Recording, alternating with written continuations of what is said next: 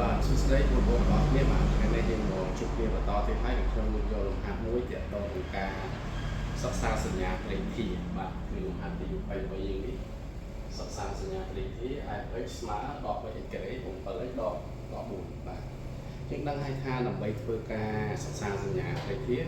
យើងមានជំហានមួយវាបាទជំហានទី1គឺយើងត្រូវដោះស្រាយសមីការមានន័យថាស្មើ0ហើយយើងដោះស្រាយសមីការរបស់វាមកហើយយើងមើលវាចូលករណីមួយណាចូលករណីតាគឺ0តារាងសញ្ញាវាផ្សេងបើតាស្មើ0តារាងសញ្ញាផ្សេងហើយបើតាគឺ0តារាងសញ្ញាវាក៏ផ្សេងដែរបាទគេយើងមើលករណីមួយនឹងទៅបាទគេឥឡូវយើងមកមើលការផ្សាយរបស់វាបាទអញ្ចឹងយើងមានផ្សេងយើងមាន fx ស្មើនឹងដល់3 x ការ៉េបូក7 x ដល់4បាទដើម្បីខ្ញុំឲ្យវាជាសមីការមានន័យថាខ្ញុំឲ្យអានេះស្មើ0បាទអញ្ចឹងឲ្យដក 3x ការ៉េបូក 7x ដក4ស្មើ0បាទដើម្បីយើងប្រើតាមកតាគឺកតាស្មើ b ការ៉េដក4ដង ac បាទអញ្ចឹងនេះ7ការ៉េ49បាទ49ដកដល់10បូកដល់10គឺដកបាទអញ្ចឹងយើងគិតមកគឺឃើញ40តាម8ហើយវាស្មើ1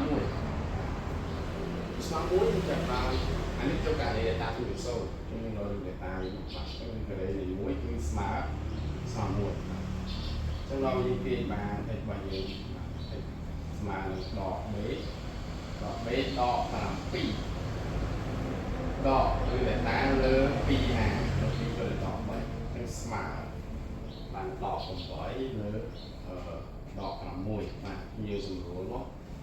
នឹងដក2ចឹងយើងបាន4លើ3បាទ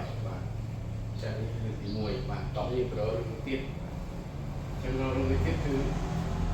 x របស់យើងនេះគឺ x ស្មើដកb បាទគឺដក7បូកឲ្យវាតាលើ 2a បាទអញ្ចឹងស្មើបាទអានេះបានដក6យើងដក6ទៅស្មើ1បាទអញ្ចឹងបន្ទាប់ពីយើងបានរៀបពីទាំងពីរហើយគឺយើងចាប់ដល់សងតារាងសញ្ញាអញ្ចឹងតារាងសញ្ញាត្រីធាតារាងសញ្ញាត្រីធាជាបែបនេះយើងសងបែបនេះជានេះ x ចានេះគឺ f x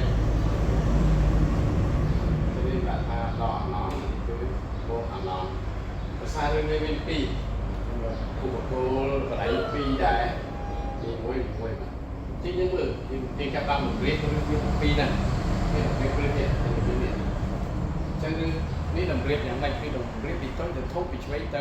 ស្ដាំអញ្ចឹងបើយើងគិតទៅ4ចែក3វាធំជាង1ខ្ញុំនិយាយថា1វាតូចជាងនេះគឺផ្សេងមួយខ្ញុំតោះសម្រាប់ផ្សេងមួយពី1មុនអានេះគឺ4លើ3បាទតោះឡើយយើងដាក់0តពីកំណត់នឹងហើយយើងចាប់ដើមដាក់សញ្ញាកន្លែងនេះហើយយើងបានដឹងឲ្យថាតកតងនឹងការសញ្ញាគឺថាម៉េចចន្លោះឬផ្ទុយសងខាងដូចចន្លោះនេះគឺចន្លោះ0ចឹងផ្ទុយនឹងវិហាររបស់យើងគឺសញ្ញាដកចឹងមានន័យថាចន្លោះផ្ទុយពីដកគឺបូកបាទចឹងដកបាទអានេះបានតារាងសញ្ញាបន្ទាប់បានតារាងសញ្ញាហើយយើងត្រូវអានតារាងសញ្ញាបាទចឹងយើងមើលអានេះដកចឹងវាមាន2បន្លោះយើងផ្សេងហ្នឹងបាទយើងចំពោះ x ជារបស់ចន្លោះពីដកអាណងទៅដល់1បាទភាសាវាដាក់នេះចឹងទៅជុំពី4ទៅ3 4លើ3ទៅបូកអាណងនោះយើងឃើញបាននិយាយថា f យើងមានសញ្ញាដកចឹងមានន័យថា f យើងគឺតូចជាង0បាទអត់មួយតោះនេះចឹងឡើយនេះយើងមើលទៅ x នៅចន្លោះណា x នៅចន្លោះពី1បាទពី1ទៅ4លើ3 4លើ3យើងឃើញថា f យើងមានសញ្ញាបូកចឹង f យើងវេទនាបាទ